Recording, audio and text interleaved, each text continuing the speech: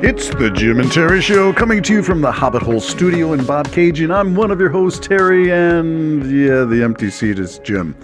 Empty seat because we ran out of steam covering SpaceX launch. We had pizza, we had podcast intentions, and we were going to be prolific, the three Ps, podcast, prolific, and pizza. But I guess the pizza weighed heavily on us. And as older retired gentlemen, the pizza went out and we sagged in our energy levels, and we didn't get podcast done. But be that as it may, I'm going to talk about something now that I found interesting, which is the Johnny-come-lately phenomena, which is sort of a way of looking at what have you done for me lately? And in the case of Ontario and Premier Ford, the lately happens to be colored by the jersey with the maple leaf on it and hockey skates and a hockey stick and the women's U18 winning against the United States with a shutout. And the hockey analogies keep going and growing, but Ford seems to be capitalizing on this stuff, the tariffs. He came out really in the first few days after Trump started announcing this stuff, and Canada the 51st state kind of dialogue. Ford made himself very clear, and he wanted to impose embargoes and block energy shipments to the United States for coming out fighting. And he was a feisty one, and perhaps that's the spirit that we wanted to see as Canadians, standing up to the bully down south. Or who was it who said living beside the United States is like living above a crack house? Crazy stuff going down there. And we're trying to make sense of it, and we can't, but we do the best we can. Ford seems to be a voice of patriotism, of rightly colored, not the patriotism that's gone by mocking, demeaning, and attacking other people with slogans, not the F. Trudeau kind of misplaced sense of patriotism, but a genuine Canadian flag reclaimed for the sovereignty of Canada as opposed to assimilation from the United States. And Ford has done well. But that's the case of what have you done for me lately? What has he done while he's had the mandate for all of these years? Is it 6 years now? 7? So you need to go back and look. And my reference for this is data that I got from the Osho scandal panel. I'll put a link in the description. Talking about homelessness in Ontario, growing, almost doubling, and the threat of it quadrupling by the time Ford calls an election, which could be any time, I think. So we're on the precipice of an election federally and provincially. But this is working really well for Ford, who has $1 billion in unspent health care money from the federal government, while people are lining up in, is it Walkerton, Ontario, where people were lined up on a winter's day by the hundreds to get a chance to get on a waiting list. Some of them, one fellow interviewed said 10 years to get on a waiting list for this community. That is despicable. And that is also Doug Ford. So when we see the Team Canada and the hockey stick and the flag waving, yeah, rah, that's good stuff. But that's the lately. What have you done is the track record of homelessness quadrupling, of shutting down safe injection sites, of shutting down emergencies rooms and services in the province of Ontario, wait times going up. It's not a good look for someone who wants to wave the Canadian flag, and part of the core of the Canadian identity is free health care. But, we can't take too much more Ford because he's going to break the system. Much like Poilievre is saying, Trudeau broke the system. Healthcare is provincial responsibility, and Ford is definitely breaking the system. And I'm not sure that it's any better in any other conservative-led province in Ontario. In Canada. Ontario seems to lead the way with this kind of, what are we doing? We're not spending the money, so what are we spending it on instead? And it's not healthcare. What is it? Is it the buck a bottle of beer? slogans from Ford? You know, is it giving back to the people, putting beer in your corner stores? Is that what gets you reelected? I don't think so. And I think it's about time we really stood up to Premier Ford. Great to have him on Team Canada, but that's what have you done for me lately? Your track record is abysmal. And let's talk about the phone scandal.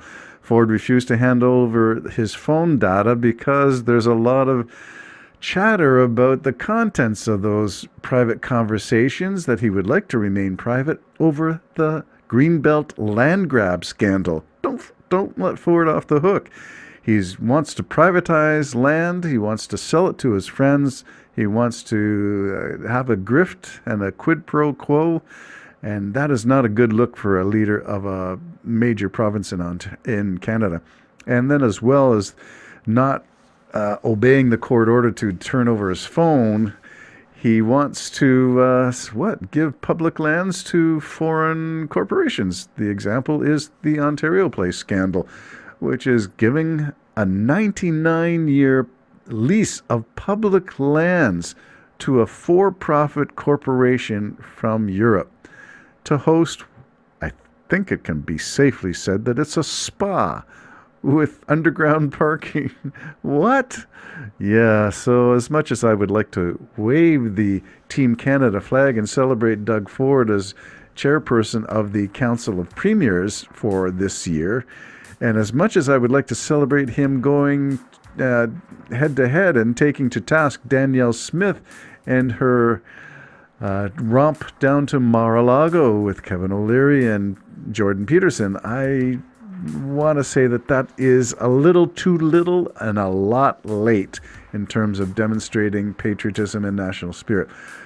I did appreciate Ford at the beginning of COVID seeming to take it all seriously with a science advisor, but then the politically, what is it?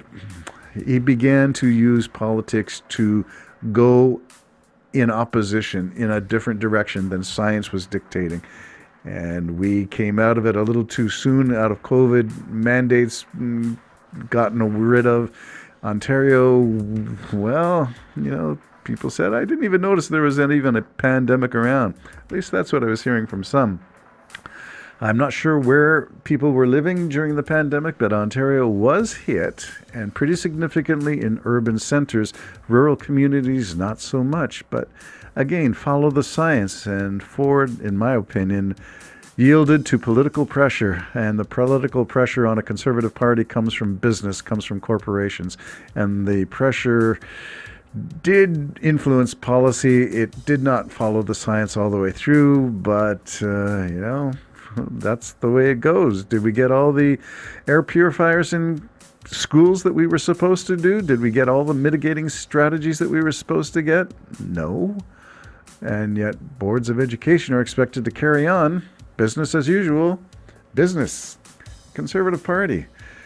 Yeah, who's in your pockets? Used to be an old banker's commercial. Hands in your pocket, hands in your pocket. Yeah, who's in your pockets?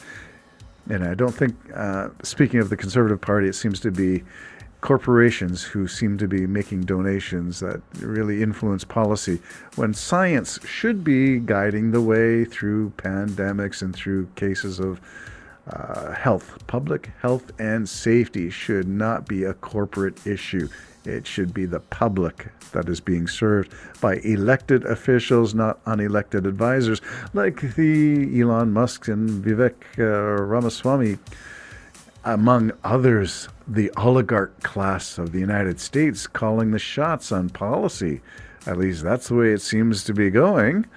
So hold your hats. Hold on to something.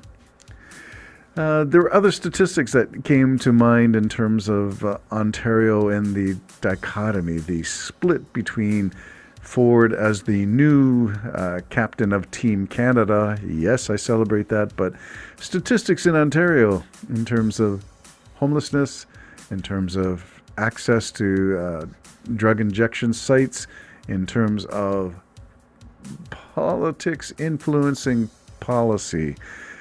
Seems to be something that is worth paying attention to. So if you haven't followed Doug Ford in Ontario, if you haven't followed some of the policies that are not really backed up by science, but make great, we're unsafe, Canada's broken, yeah, we got too many people who are roaming the streets, we got a big problem.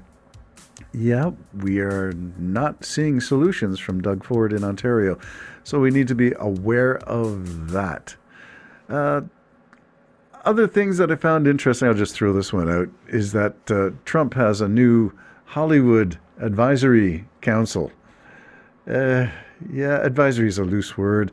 And who is on this thing? Does the name John Voight mean anything to you? If you go back to Trump's inauguration in 2016, John Voight gave an address, a preemptive address to set the tone. And that's where words like American carnage, stops here, stirrups now, was uttered. The American carnage. I'm not sure that that's the tone we want, but John Voight's in that Hollywood Advisory Committee, along with other superstars like Sylvester Stallone. Now, I don't mind just acting in those shoot-'em-up movies that he's in, but, can you find anybody better? And there's a third one whose name escapes me as I drone on and on. But a rogues gallery goes not only to the advisors in the White House, in Washington. Not only do these things go against Trump's claim to drain the swamp, Trump is the swamp. He's not only the definition of the swamp, he's the one who actually poured more gutter into the swamp, added to it, contributed to it. And don't forget, liar in chief. Yeah, it's hard to believe, but Christians support this guy, fully ignoring the fact that he is a adjudicated rapist, the fact that he's a felon, first president to be twice impeached, first president to be a felon. But he's escaped the jail. He's escaped the orange jumpsuit. He might be known as Agent Orange or the Orange whatever, but he's got a get out of jail free card so far. Where's the American justice? Truth, justice, the American way.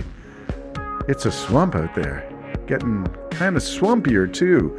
The Jim and Terry Show signing off for now. Bye-bye.